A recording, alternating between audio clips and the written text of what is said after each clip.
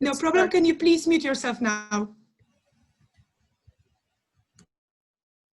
Oh, great. Thank you. So again, without further ado, I invite the Prime Minister. Here.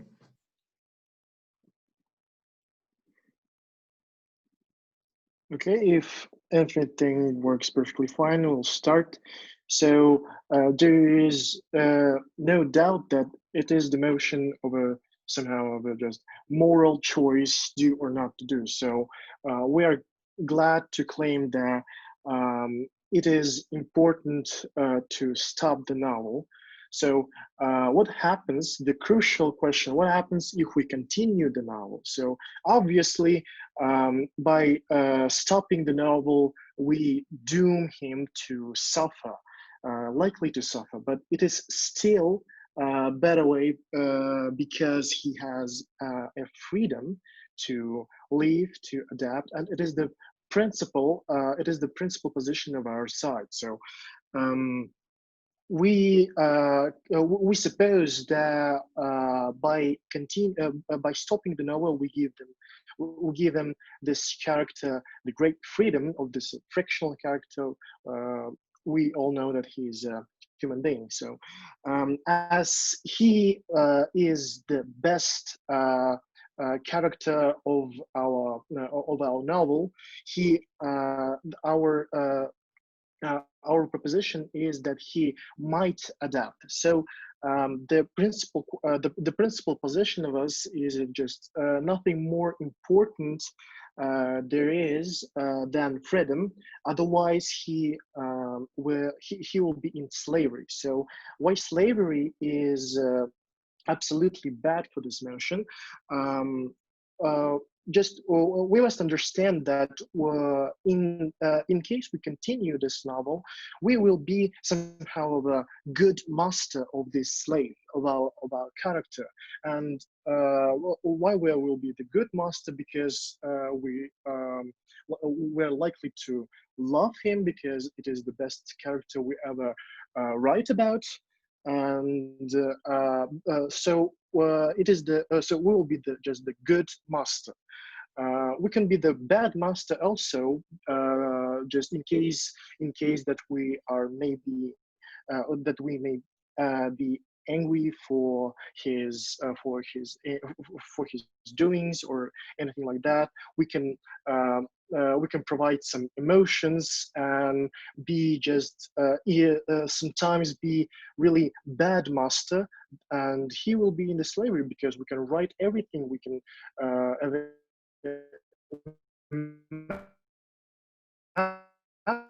imagine this character.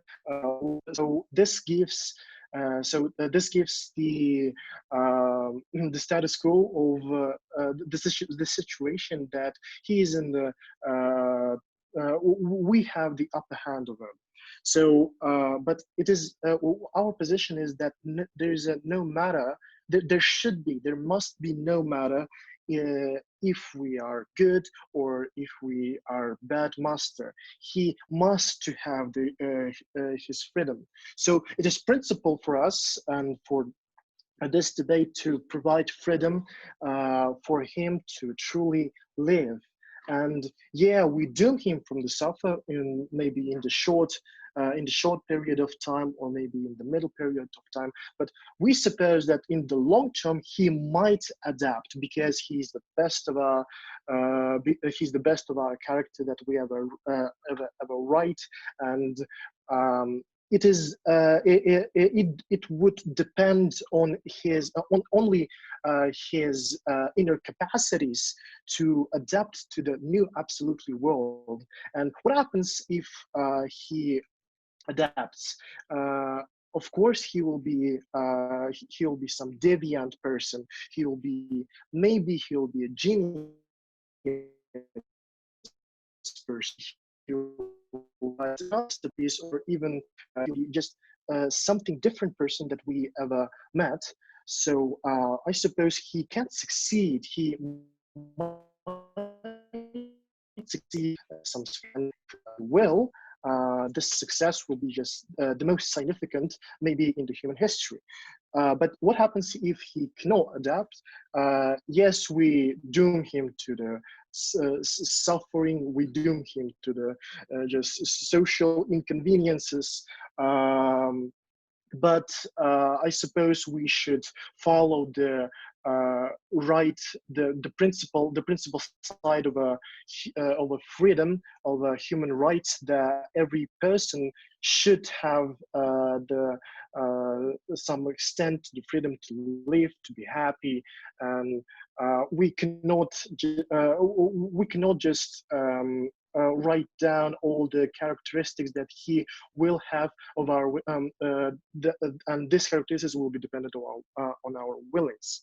And so yes, we just shift the responsibility of his life not to ours but to his own. So his own life will be dependent on his own inner capacity. So, furthermore, there is no even a guarantee that we will write we will write his destiny to be really happy for our social institutes. So we cannot write a really good man, because there is no just the understanding or just the term of a good man. We don't have like so. We suppose that we will just write the some basic sort of a human that just will interact with the social with the social sphere of him, will work in the basic will work in the basic job as a I don't know. So then he will just the basic people that he will just the basic human being that will never differ to from the people that surround him. I'm glad to propose. Thank you.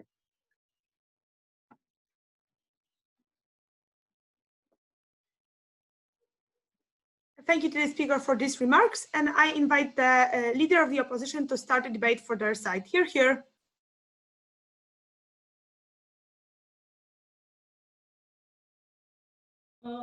Okay, can you hear me?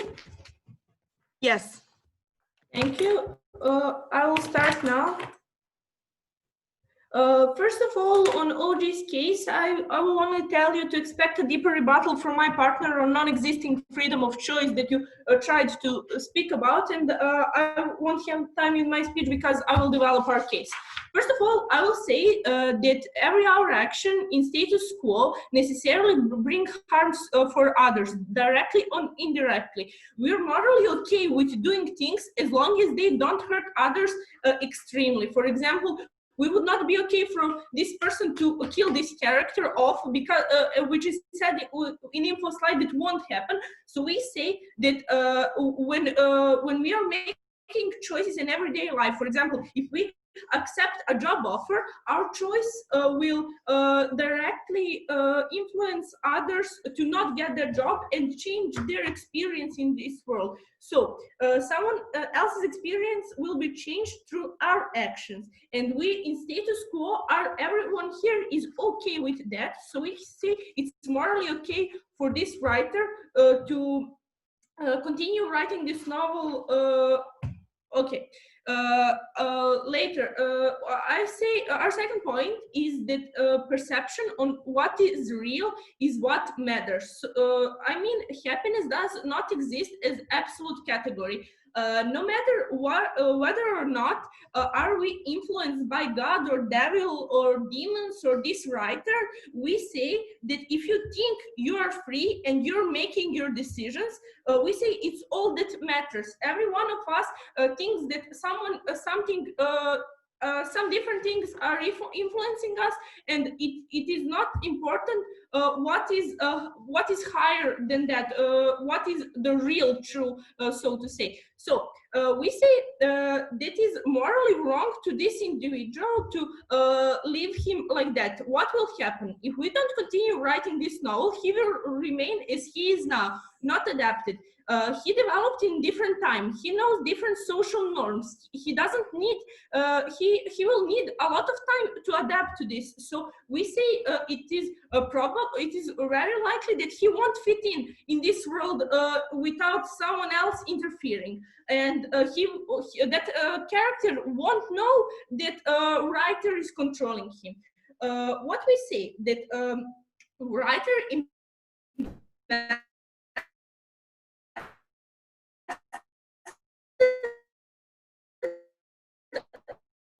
creating that they would like how people treat them. That is extremely important. We say that, for example, if you're a painter, you don't want your painting being destroyed or stolen, or I don't know, someone drawing something else on it. So we say that this character is most likely to have a better, great life with interference of this person. We'd say for his novel to be great, if he believes his novel will be great, then probably this character has to be something great. He has to have something good in his life, better than other person. So we say that nearly no person has a chance to experience that. And perception of this character, as I say, and I need to point out this so many times, that this character will think that he made that not that someone else did that for him. So our final point is that for you as a writer, this is one of most important things in life. You're probably, if you have a few novels behind you, you probably spend most time in your life dreaming about your novels, writing them, I don't know, thinking about them, spending time, and someone else, this character should not be expected to reject all of this,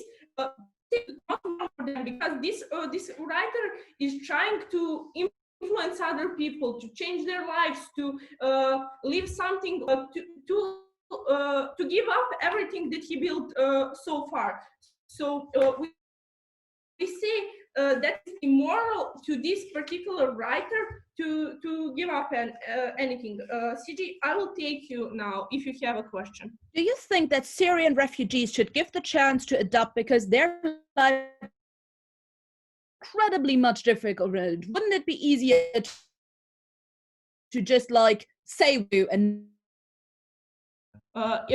we say that that point that you made is not the same, because Syrian refugees are not so much different than us. They have similar cultural norms. They have similar, I don't know, they have internet, they have access to Western world where they're coming. So it's not that big of a difference.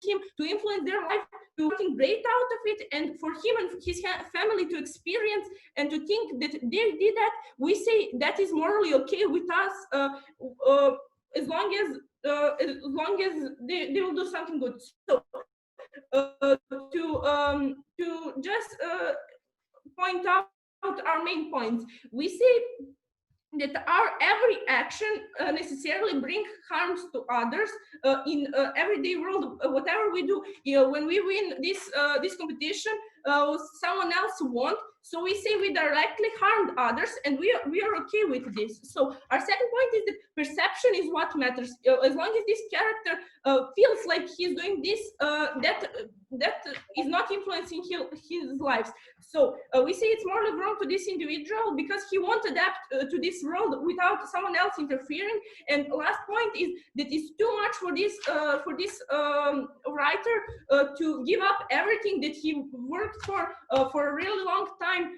And for all those reasons, I'm really proud to oppose this motion. Thank you very much for this fine speech.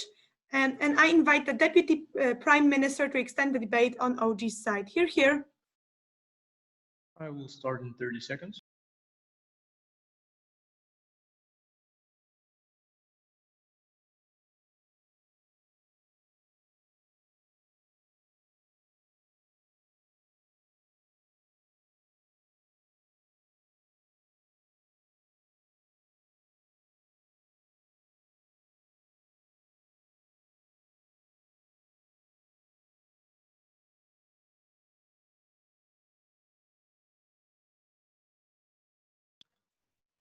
Okay, to the rebuttal.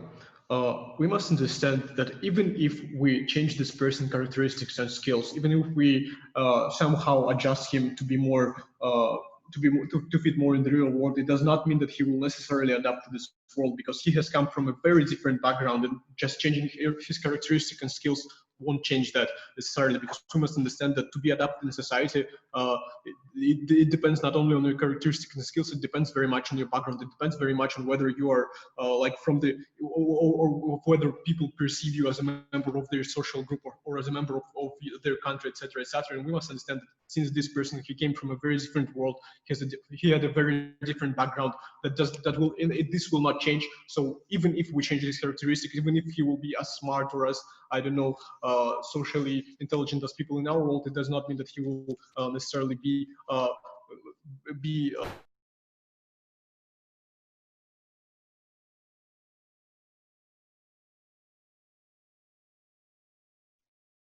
Usara? Sorry, yeah, I forgot to turn on the mic. So to the rebuttals first, we must understand that just by changing the characteristics of this person, we do not guarantee him the adaptation in our world, because the adaptation in our world depends not only from your characteristics and skills, it also depends from your background. We must understand that this person has come from a very different background that is vastly different than the background of people in our world.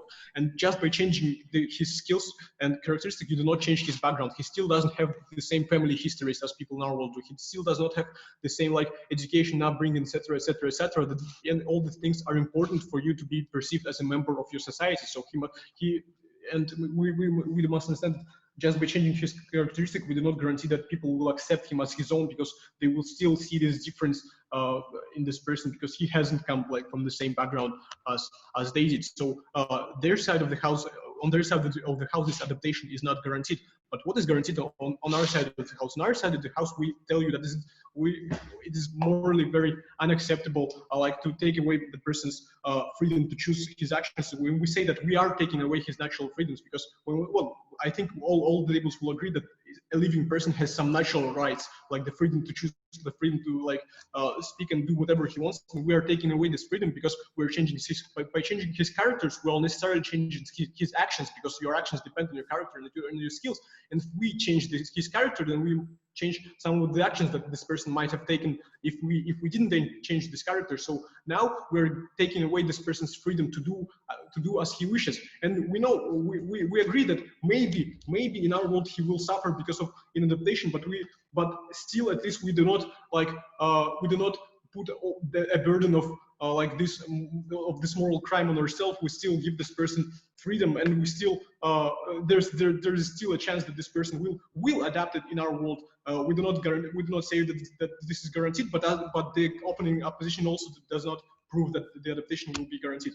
So so next, we also say that some of the tables of the opposition might say that we as a writer should still continue writing this novel, because this is our work's life, and because our life's work, and that's why we should continue writing this novel. But we must understand that now, since this person has come to life, we've lost our freedom to write the novel as we wish, because we must understand that no matter what we write now, we have to consider like how this will affect this person that now has come to life, because now we cannot just give him any characteristics that we would have given him like in the novel, because now we have to consider how this will affect him in real life, how this will affect his relationship with other people, because now we have to think about the fact like, what if he attracts attention of police, or what if he attracts attention of social services. So now we cannot give him any characteristics that we would have given him if he was just a character in the novel. And so now that like the purity of our novel will not be the same. So now we want, so now this novel like will not probably be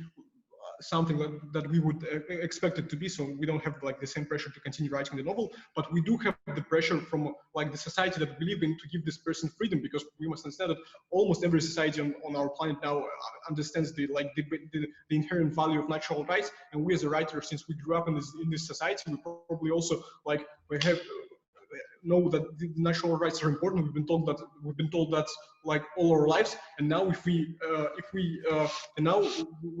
just take away this person's rights, we will experience like the pressure. We will always question whether that was the right choice. We will question our like moral purity, and we will question our actions. And if something happens like to this person, if he somehow gets killed, or because of his like inability to live in this world, even if we change his characteristics, then this we will feel like the moral weight of it on us, because we decided to change this person, and we don't know whether it is like our actions that led this person to some negative outcome. So we think that because of that, we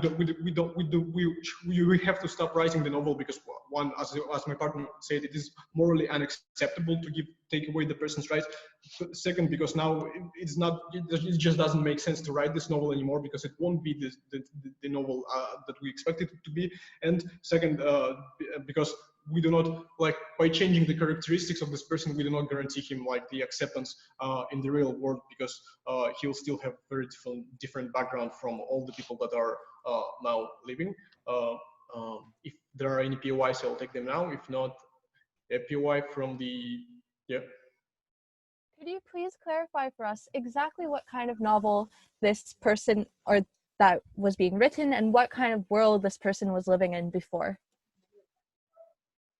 It is not important what kind of novel was being written. It is important that this kind of novel cannot be written anymore, because now we cannot give any characteristics that we want this person to have, and we must understand that we probably wanted this person to have some characteristics that are adapted to the world that he was supposed to live in. But now we have to consider how this characteristic will affect his life, like in the real world. So now we do not have the same freedom to write like this character as we did when he was just a character in the novel, because now, well, his actions will like be affecting other people, and so we have to take that into account as well. So now we don't have the same reason to write this novel.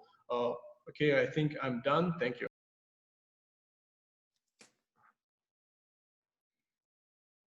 Thank you very much to the speaker for the fine speech. Someone write to me on private, can I write 1, 6, and 7 on the chat? So I will do that whenever the minutes pass, if that helps you. And without further ado, I invite the deputy leader of the opposition to continue the case for their side. Here.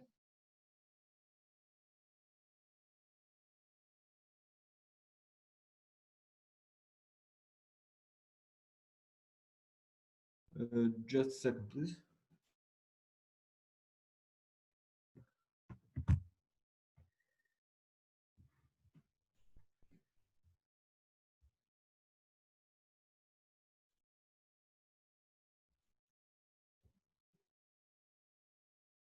Okay, my partner gave you analysis on something that might come from closing government, and what are our responses by these people. This person, even if when we control him, is going to have better life. Secondly, this is like actor motion, meaning that in majority of cases this debate should be like counted, which side proves better analysis on what is going to make this author more happy. We don't think that the morality is something that is proven from opening of government, that is something that is crucial in this person who writes the novel, that this is something that is crucial for him to decide what he's going to do or not. He's not like some priest or something like that. He's a regular person. We often make our choices not necessarily based on our moral codes and something that is always morally justifiable, but on something that gives us the most benefits. before I come to my substantial few points of rebuttal. Firstly, about freedom of choice and why this is important, even if we have like better life for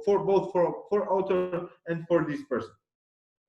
Like 7 or 8 reasons how this freedom of choice is actually taken in status quo. Firstly, the government is in majority of cases limits your action, meaning that the government has ability to limit your like walking, to limit your, the government is taking money from you, and in all sorts of other ways it's taking your ability to act. Secondly, your parents in a lot of cases decides what you're going to do, where you're going to go, what school you're going to attend and stuff like that. Thirdly, previous decisions that you created in a lot of cases affects next decisions, meaning that this is not your choice. This is something that went from your previous decisions. Secondly, thirdly, fourthly, actually, other people are affecting you, and other people affect your choices. In a lot of cases, other people actually make choices for you by them pressuring you. Fifthly, police is often creates you what you should do, what you should not do. More importantly, sixthly, genetics in a lot of cases actually decides how you as a person are going to develop, what interests you're going to have, what you are going to be more likely to choose and stuff like that. Seventhly, your economic status in a lot of cases limits a lot of options for your pool of options that you can create in these sort of situations. And eighthly and finally, in a lot of cases you don't have enough information to make that decisions. Know that these are all stuff that you didn't choose, same as these characters. Know that this stuff in majority of cases affects you at every single stage of your life, meaning that your freedom of your actual choice doesn't exist that much. I mean, it is low, and in these sorts of situations it might be lower, but we still don't give a fuck by analysis that my partner gave you. You care only about things that you know, meaning that if you don't know that this person decides from you, you don't give a fuck. Second point of rebuttal. He said that he might be born somewhere else, and he might be born as somebody who is going to create change on the society. We think that this is such a small likelihood of that doing. I deal that with my substantive lately, but we can say that he can be like serial killer. If we are like to choose what is likely to happen, neither side give you analysis what is likely to happen, like whether he's going to be Nikola Tesla or not. By statistics, he's probably not going to be Nikola Tesla, and by reasons I'll give you after that. To respond and the final point of rebuttal, he said that he's in majority of cases not going to fit. The best case scenario, this is uncomparative. We say that I'll give you like 3 or 4 reasons why he is most likely going to fit if we give him enough information. To respond on POI about Syrian refugees. Firstly, they're born, 2 responses. Firstly, they're born and live within social boundaries that are pretty much similar in majority of world, meaning that you still need to go to school. You still shouldn't kill other people. You still shouldn't steal and stuff like that. Or the similar norm within the whole world. This is something that we cannot claim that exists in this world because we cannot know how this world is. We'll take best case scenario from them, that this guy lives in a planet where he's like have absolutely the same like body functions and the appearance and stuff like that. We say that social norms, we don't know what happened over there. And secondly, you still, if you migrate from Syria, you still have like other Arab in France, in Germany, with whom you can connect. You as this person can never connect with somebody you don't know, and you have not a single value connected to him. So what makes this writer happy? This novel is something that is at the Infoslide given his biggest part, meaning that he's connected in majority of cases with his act. In majority of cases, you're connected with main actor, meaning that you feel what your actor feels and stuff like that. You're connecting a lot of that, meaning that if your actor is hurt, you are hurt also. Secondly, you care what people think and how people behave towards your art piece, meaning if you build a statue in some park, you like to see that people take pictures with that people admire to that, even if people doesn't know that you created it. If you see like a dog is peeing on that, you're not going to be happy. This is the same as happening here, meaning that this is like your child. That's something that you created, and this is your biggest act, meaning that you're in majority of cases a lot connected with this. So why this actor is going to be fucked up here, therefore going to fuck up feelings of the author that we care here. how you develop your skills in status quo. From first day of your life, your parents and your society teach you how to behave into world. First, meaning that they're building your business skills by schooling, like what you're going to create, what field you're going to work, what you're going to work, how you're going to work.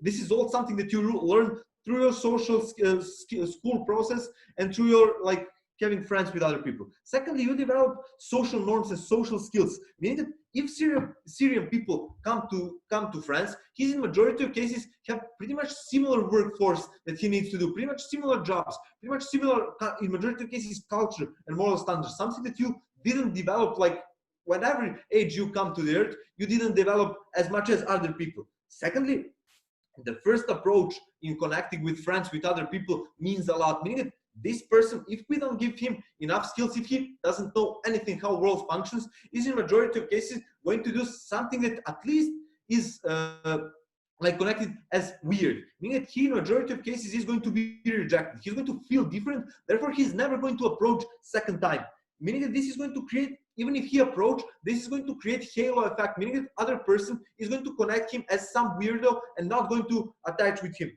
meaning that this person is going to be much harder to develop social contacts, therefore his author is going to be more sad. We're really proud to oppose.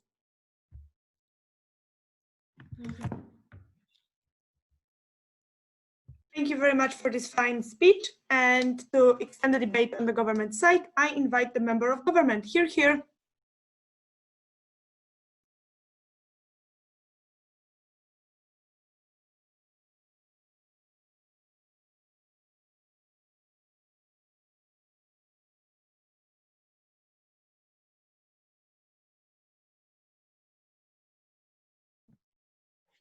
Can everyone hear me?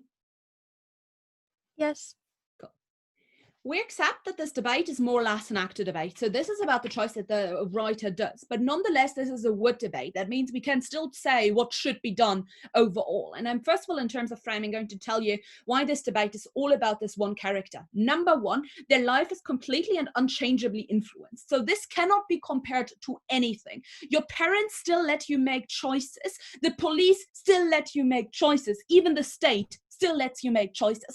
But this is about complete and utter control. Therefore, no comparison to any governmental influence. Number two, individuals themselves can do very little. So this can't become a utilitarian debate, because even if the writer would now write the perfect person, we see that not even Mother Teresa could save everybody in India. We see that an individual can do a lot of harm and a lot of horror, but we see in order to actually do great things and in order to actually change the world, it is nearly impossible for one person to do. So it's not even about like big scale impacts, about changing the world and all of these things. Therefore, the individual rights always matter more.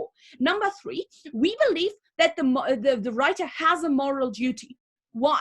Because the writer has created this. This is very much analogous to being a parent in the situation. You brought someone into this world, and it is your fault that they are in this world. And one of the big parts of why we say parents need to look after their children is because they force their children into this life. Therefore, we already do see the moral duty here, given that the writer was at fault for this. But then fourth of all, we believe that the writer does not actually matter that much, because the writer still has a lot of choices in their life. They still have written other books. They still can change a life. They could adopt one of their last books into a movie, whatever.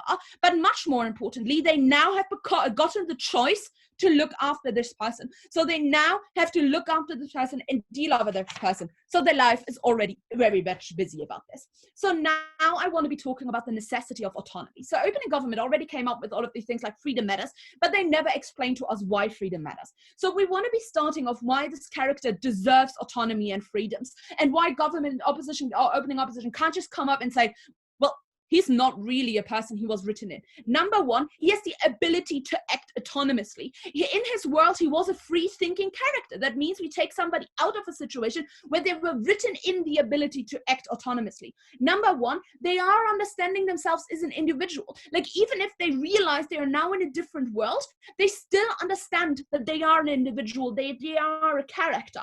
And those are basically the two reasons. They know that they could have autonomy, and they have the ability to autonomy. So even if they do not realize whether or not their autonomy is infringed, they should have them because they have all of the characteristics of why a person has autonomy. And now why autonomy is the most important thing. And we believe that the biggest harm you can literally do is control somebody to the extent that they cannot ever choose what they want themselves. So probably we believe that it is easier for you to be dad than to not have a possibility to do anything in your life. Why is it so more important? Number one, self-development. We do not believe that your choices are objectively. It is always what is going on in between you. So even if the person wrote the character, they are not in the head of the character once they're taken out of the book in the way.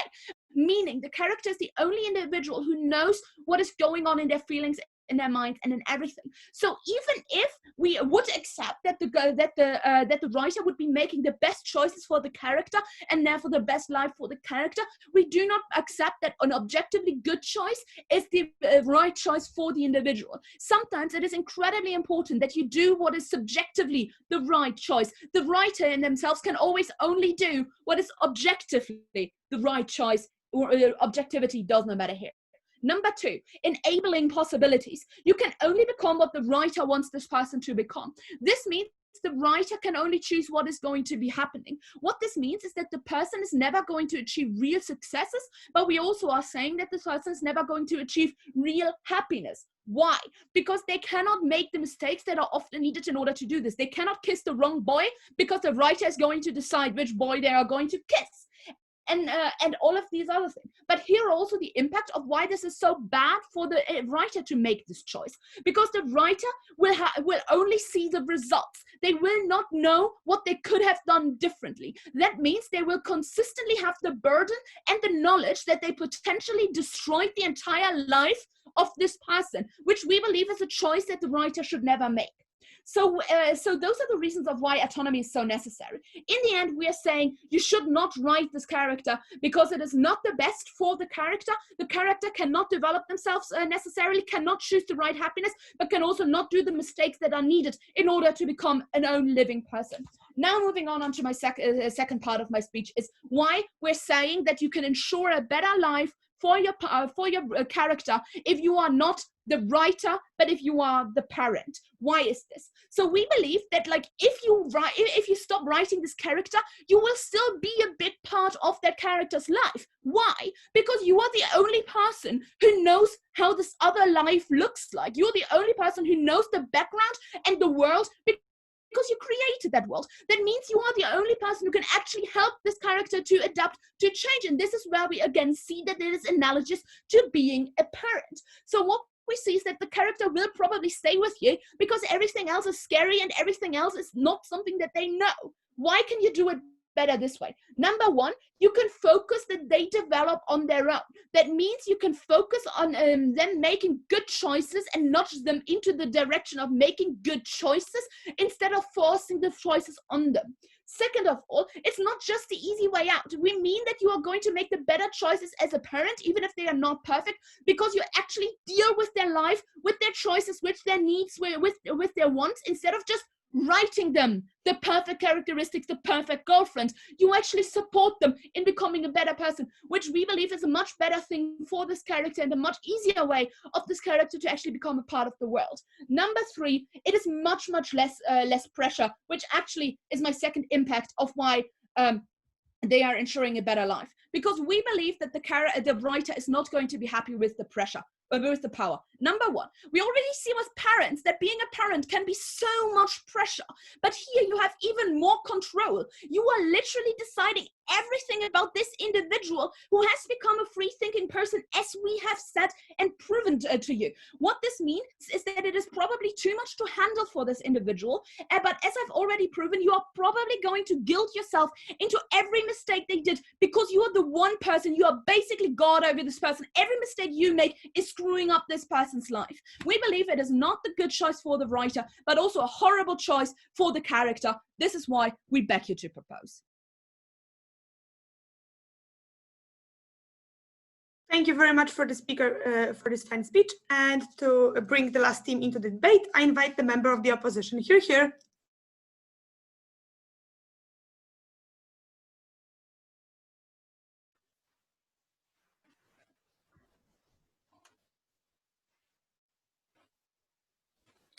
3, 2, 1. Panel, I'm going to do a few things in this speech. First of all, I'm going to tell you what is the major clash in this debate, and then finally I'm going to go into 3 pieces of substantive. Firstly, I'm going to talk about why this is in fact not completely taking away the autonomy of this character. But secondly, I will take the higher burden, and that puts us over opening opposition, and I will tell you, even if it does, why this is in fact the best thing for the world and why the author has a moral duty to do this. And finally, I'm going to mechanize exactly what this is going to look like in terms of how this character is going to change the world. But first of all, what is this debate in fact about? This debate is about, on the one hand, like the government teams have talked about, autonomy. So that is the deontological right of this individual character, versus teleological ethics. That is ethics that are based around utilitarianism and based on what are the best consequences for the most amount of people rather than just one person. And so we take CG at their full burden. But firstly, why is this in fact not completely taking away the autonomy of this character? Note that this isn't mind control where you tell the character exactly what you do and the character does it. No, what you are doing is you write in specific skills and characteristics for this character, right? So for example, you are able to give the character the characteristic that they are introverted. So maybe they are able to better deal with, for example, social ostracization if they believe that this is going to happen, and other kind of things. But note that also, on a deeper level, a lot of people do in fact believe that they are not completely in charge of their life. So what do I mean? There are many people in our world who believe in a God and believe that the choices that they make are not made by themselves, but are rather pushed on them by a higher power. And a lot of people actually find a significant degree of meaning from this. They find meaning from the thought that, oh, God has a plan for my life. God is pushing me to make the correct decisions to make the world a better place. And they find that incredibly comforting. On the alternative, a lot of people think that, or a lot of religious people think that, oh, without God, you feel that your life is empty and purposeless, right? Specifically for such a character, we believe that it would indeed feel like that, because previously, when you have been going through the novel arc of your story, there has been kind of this higher purpose. There has been a narrative arc that you have been going through, and therefore, when you are in this real world, you lose this sense of purpose if the writer does not continue writing. But yes, so that is why, in fact, we think that the autonomy is not taken away in a meaningful way, but in fact, they actually lose something. But more importantly, why does the writer have a teleological duty to ensure that this character helps as many people as possible? Now, regarding this, CG says that, oh, this writer on our side will feel a significant degree of pressure. But we think that this is symmetric. That is to say that if the author does not continue to write this character's life, and then that character goes and murders someone or does something negative, we think that the author is likely to feel bad about that as well. However, on our side, what the author is able to do is ensure that this character does the things that are most important. But note that specifically, Open in Government already says that what we should care about is the real world and the real world consequences. And so we think that this is what we should do. But I will tell you an intuition pump as to why you should care about the benefit to the world over the impact on the individual. Imagine that the author is holding a lever, and this lever is this character, and if they pull the lever, they only kill one person instead of 5. So basically a trolley problem. We think that a person has a moral obligation to save those 5 people, even if that means you kill that one theoretical person, right? And the reason is that we believe that it is more important to save the most lives. And this is because even if you sacrifice the autonomy and life of one person, if that is able to ensure that many other people are able to live and are able to themselves have autonomy, to have happy lives and to make choices, we think that this is incredibly valuable. And so we say that this author has a huge moral duty to ensure that we have the best consequences. So then how is this going to look like exactly? And how is this author able to actually do this? So note that in the info slide, what is stated that the author can do is that they are able to shape the characteristics and the skills of this person, right? So we believe that what the author should do is, in fact, shape the character to be one where they are the best able to help the world. Opening government did not exactly tell us what kind of person this would be, but specifically, what we can say is that, look, we can make this person very honest. We can make them very altruistic. We can make them kind of introverted so that they don't care if other people don't like them, right? But most importantly, we think that we can make them incredibly logical and rational, and we can give them the skills that are specifically tied to medicine. And so what will this mean? This means that this person will have the inclination, but also the ability to be basically the best doctor and person within medicine that is possible. So while we see that the motion probably doesn't give us complete power, it does give us significant power to the degree of what is possible for humans, right? And so at the point where you give these characteristics, so these inclinations for this character to do certain things, but you also give them these skills, we think that they're likely to make the autonomous choice to actually do the things with those skills that are likely to be the best for humanity. So what does this look like? This looks like them putting their whole life to curing cancer and to basically save as many people as possible. But if opening has a POI,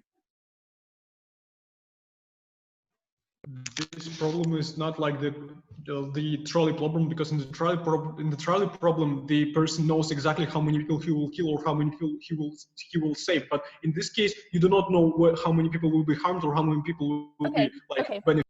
Yes. So what we think is that while that is true, that the author cannot know exactly how many people will be helped, we think that they have the ability to know that they probably have at least high potential to save many people, right? And so that means that at the point where they are able to make this choice to possibly save people to a very significant extent, they should. So now at the point where they are giving these characteristics and skills to this character, and this character is making the choices to make the world better, we think that this looks like, for example, this character going and helping people who are suffering from incurable diseases and working to cure these diseases, right? And we think that this is such a unique opportunity because people with such unique skills do not come about very often naturally, but rather when you are an author who are able to create such an exceptional person, we think that you have the moral duty to try to help all the people in the world. And even if it would come at the cost of this person, we think that it doesn't really matter because we save so many lives. Thank you.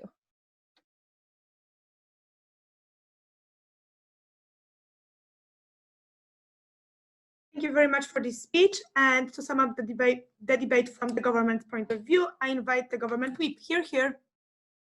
Yes, hello. I really hope that Zoom is going to work because I've encountered some audio driver problems I never had in the past month of using it. So yeah, fingers crossed for that. And now I'll set up my timer and I will start in 3, 2, 1 and go.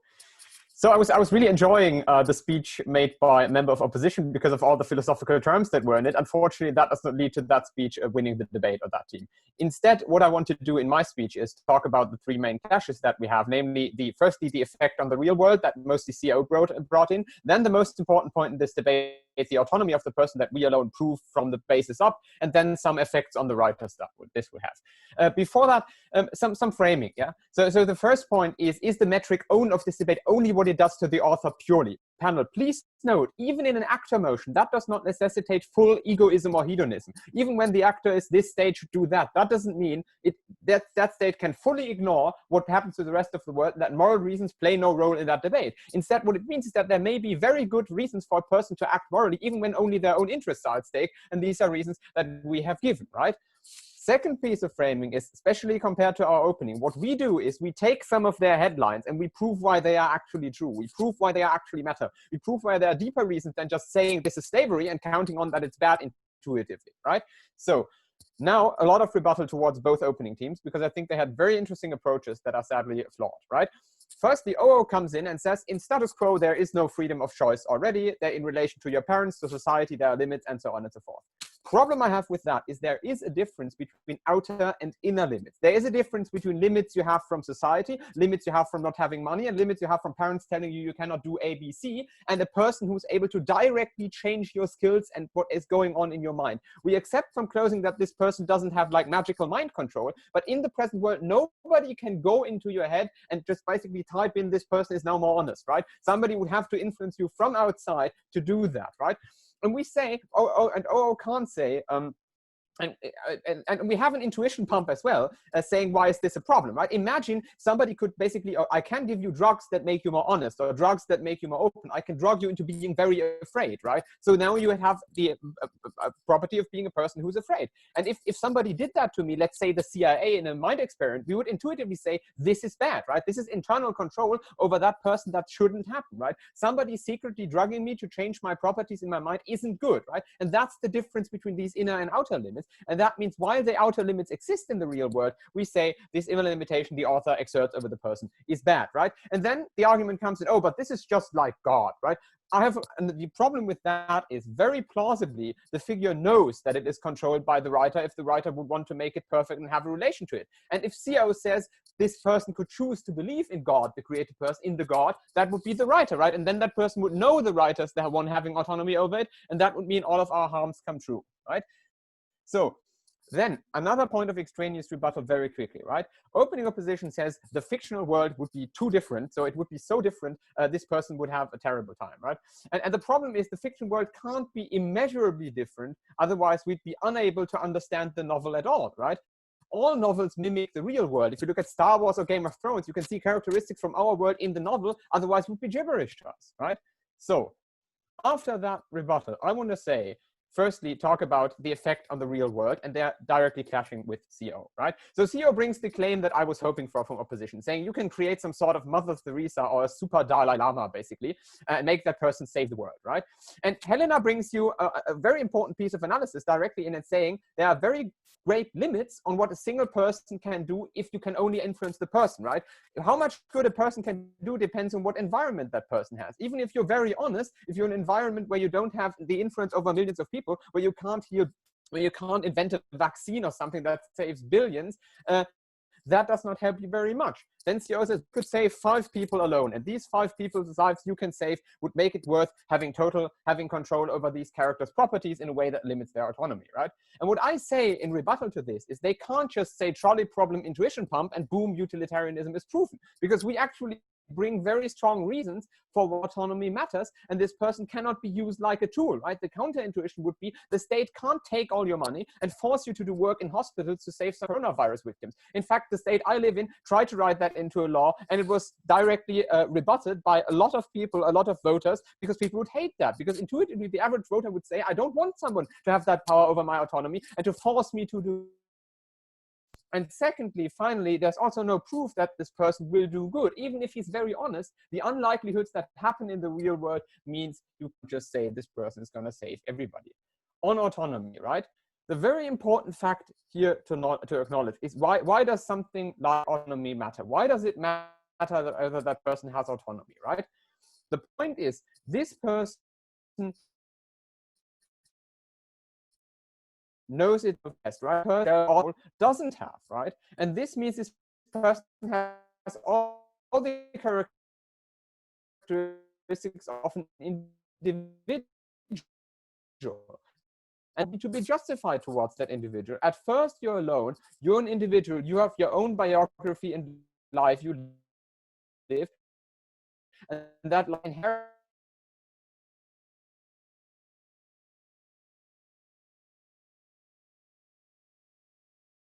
this principle of autonomy, because we don't do so in our basic moral intuitions as well, right?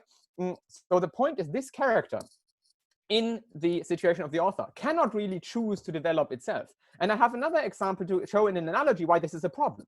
Imagine you're having a university degree. What you don't want is to get a uni degree because your overlord decreed you to be a genius. You want a uni degree because you worked for it and because it could have been different were it not for your own work and were it not for what you did, right? If you knew the author was influencing you, this is something you would feel as an infringer. You would say, this isn't really my achievement. That's the achievement of that guy who created me as a character, controls basically my thoughts and can influence what I do, right? Can influence that I'm now smarter. I'm not smarter because I did something for it. I'm smart because the author wants me to be smart. And we say that is the impact of the harm on autonomy that we are talking about, right? And so we say what we imagine as a counterfactual is exactly as my partner said, something like parenting, something where you stay true to that character and can help him to adapt and can help him to be good and live a good life, but don't take his autonomy that is so important due to the individualism that we have take as basis away, right? Finally, a quick point on the effect of the writer, right? So here we have arguments from opposition saying this is something, this is going to be great for you, this is make you extremely happy, you can create your own perfect person. And we put against that creates a lot of pressure, right? That means there's even more pressure than normal parents feel because you have more influence over that person. And we think it's quite likely because you're not perfect as a writer, you will make mistakes in writing that person, as it happens in a book that need to be corrected. And you will guilt yourself into being very sorry for all of these mistakes, and you will have a terrible time. And now my time is over, and I say, yeah, please propose, please stop writing, for heaven's sake. Thank you.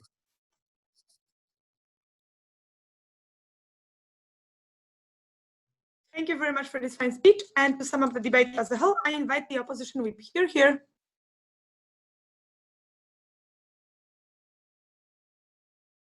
Cool. Am I audible? All right. Let me just quickly have a look at the feed.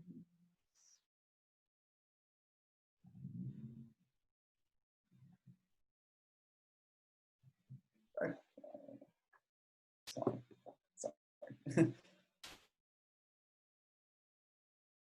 Okay, so it seems like between the two CG speeches, we had sort of a realization of, I need to read the Infoslide again, because it's very clear in this debate that like the kinds of, what's being characterized in this debate in terms of like the kinds of influence that you have over this person, right, is that of like not complete control over their actions and control over like exactly how they sort of like live their life and control over sort of the autonomy that they have, but mostly like sort of, the kinds of characteristics that you write into them, the kinds of like skills that they tend to have in this world, and like how they're sort of able to provide them, right? Like note that it's likely that this character still has like some degree of autonomy, similar to the degree of autonomy, for instance, if I lived in a country where like they very heavily pushed like STEM education, but then I chose to sort of like, and I had like a lot of skills in that area, but I chose to sort of like opt out of this and like do something else with my life instead, right? So we think that like it's likely in this debate that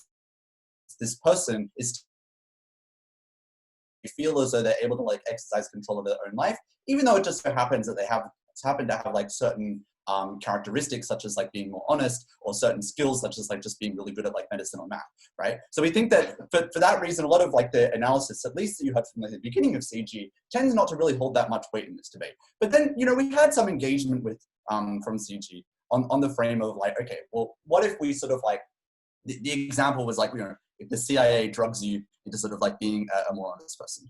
We don't think that like example is like particularly apposite here, because of the fact that like when the CIA drugs you into being a more honest person, like you're probably aware of them having done that, and you're probably aware of the fact that you like didn't consent into that, right? Whereas like for this person, it's probably more likely to be the case that like, yes, they will have like some sense that that they got this trait of like being more honest or like being more skillful at like understanding medical journals from like somewhere, right? But like they still believe that like probably fundamentally came from within, or they can like probably attribute that back to like something else that exists within their life.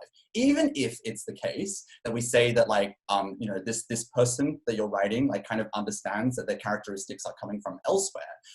Nina already brought you a lot of analysis as to like why it is the case that like the amount of good that this person could do in the world with like those characteristics, such as like being more introverted, or like being sort of a person who happens to be like a very good leader and like happens to be very benevolent.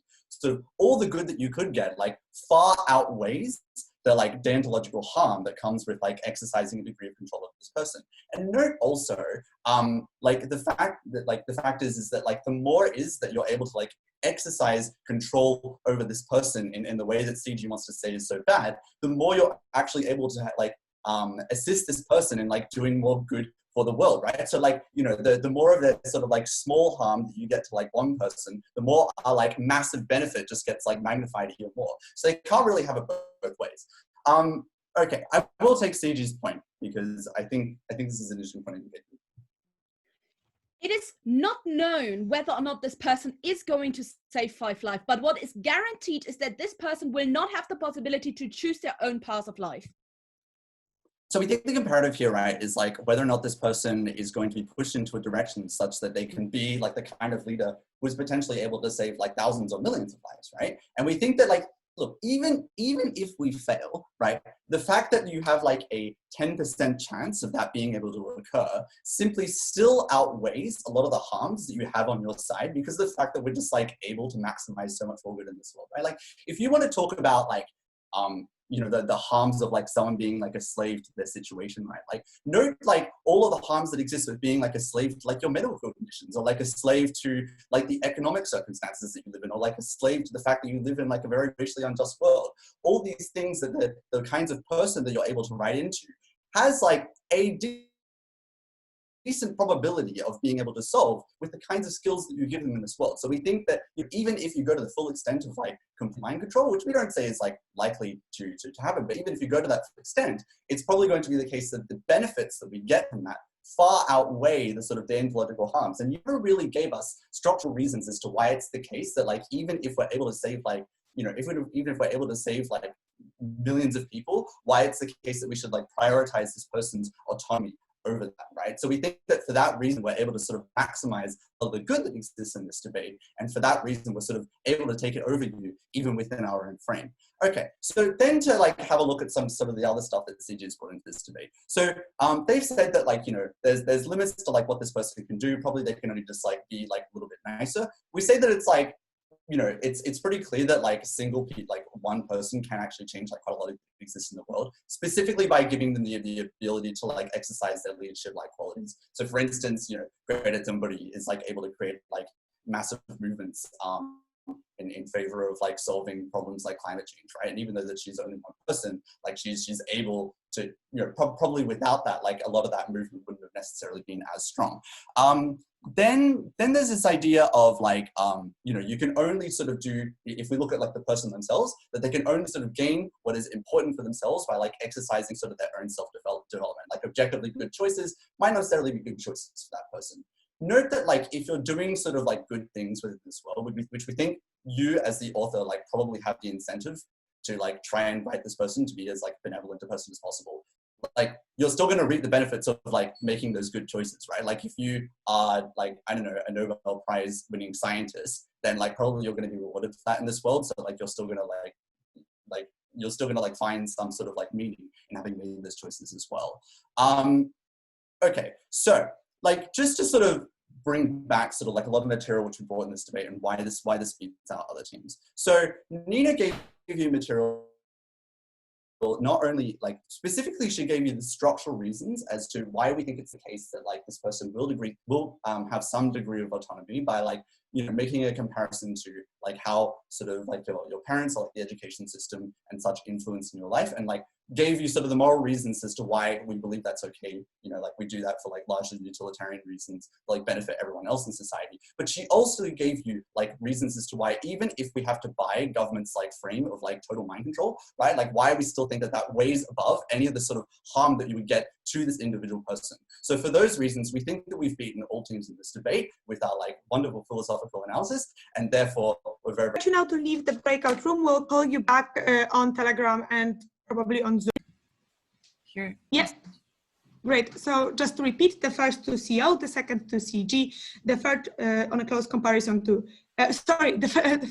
the first to CG, the second to CO, the third on a close comparison to OO, and the fourth to OG. I'm very sorry for that. Okay, so what do we get from OG first? So from OG, we get the information and the main thing about freedom to live. That basically your autonomy is somewhat limited by the motion, and therefore, and you should have basically as a person the biggest freedom that can be given to you.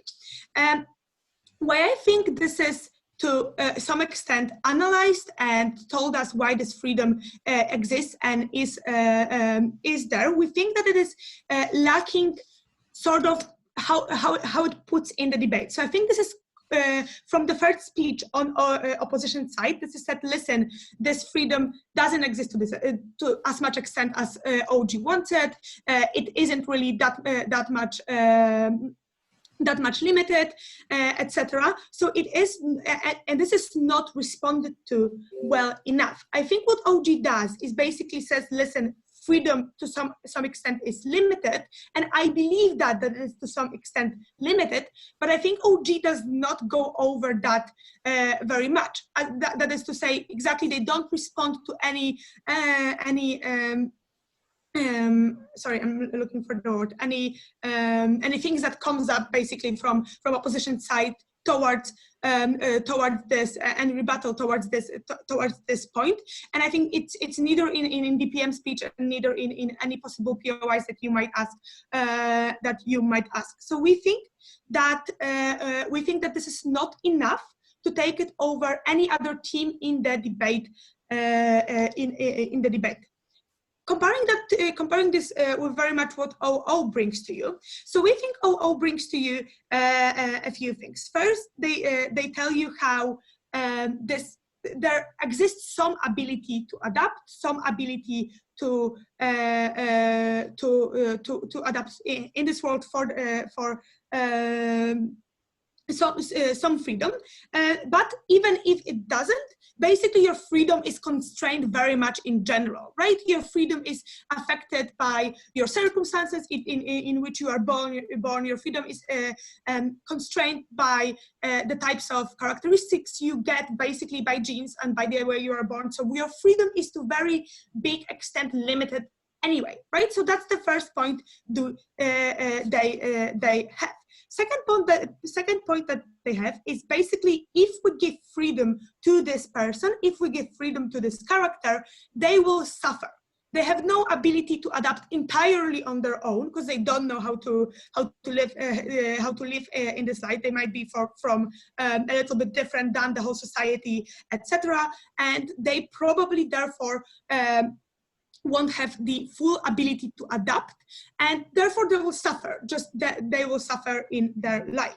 And we also get some writers important stuff, but this is important for the writer because they created this character, they worked, this is their best novel, they worked probably their whole life for this. To compare this with OG, I think OG brings a little bit of rebuttal towards this particular point, saying that generally it won't be the novel they expected because they have to alter a little bit. I think this is to some extent mitigation, not entirely the rebuttal point, as if to say that it doesn't rebut the thing that probably still writers care, even if they have to alter, they still care probably about the most important book in their life. So I think that's why mainly OO over OG, right? Now comparing this, making the most difficult comparison, we think, that is to OO with CO. So as I said, we think that OO tells us why it will be difficult for this person in the real world if we have no control over their life and if we basically let them live free. However, what CO does here, I think, and we all think actually, that they bring much bigger impacts towards generally the world. So they say, listen, we have a chance to create someone who might change the world, to create someone who will have all the necessary characteristics to actually move the world forward, to create some exceptional or very important drugs, etc., right? And I think they, to some extent, they explain why this is likely to, even if it's not very likely, it's likely to some extent to happen and therefore we have some moral obligation to do that, to create the best person possible to for the world. We agree that probably those impacts stands on mechanisms that have been done to some extent on OO. However, we believe that this impact is significantly much bigger than what OO gives us at any point, basically, right? And they also bring the point about moral duty, why you actually should have done this, because your moral duty as a writer is there to create this person who might probably change the world, even if the chance is, like they say, maybe 10% or something, right? So we think that first of all, the impacts that are much larger than what OO brings to us are the first thing that is taking that therefore CO takes it over OO, and the second thing is this moral duty that we think is more important than the writer's feelings, etc. Just the moral duty that exists on the writer. However, because of the fact that we think mechanisms, especially towards the person that can be created and etc., are done to some extent on OO, this was a close comparison. I think the biggest problem with OO in this comparison is the extent of the impacts they offer to us. And lastly, to bring the last team into the debate, that is CG. So CG does a few things. First, they tell us about autonomy, and second, they tell us about the pressure on a writer, etc. And we believe that there are a few things here. Oh, they also tell us about morality. So when they tell us about autonomy, they necessarily say something like, listen, this person with those characteristics that we give to him probably, this person probably is the best person they could be, as far as they can make mistakes, as far as they can change their own life, as far as we enable them to develop in a best way, or in a way they can, etc. Right? They say to us, even if we don't know that someone is controlling us, this is probably such an important principle that this autonomy principle that we probably should take into this into account. This autonomy point, we believe, brings CG over OG, that although have probably similar ideas in mind, does not explain it sufficiently, as if to say that they don't explain why this freedom is so important and how it actually affects us. And I think what the member of government does is explain to us how it enables possibilities to actually make mistakes, to develop in different ways, etc., etc. Okay, what also they do have is they argue a lot with the point made at CO with to what extent it is likely that this person will actually do this stuff and will actually become a very important person, a person that does something good for the world. So I think CG manages to explain to us that the probability of that is not actually that high. That is to say that there are many other things that affect us than just only our characteristics, and therefore it is probably unlikely that this person will actually do something like that. And even if this would be likely, they say to us, listen, we generally don't agree that we can force people in a certain way.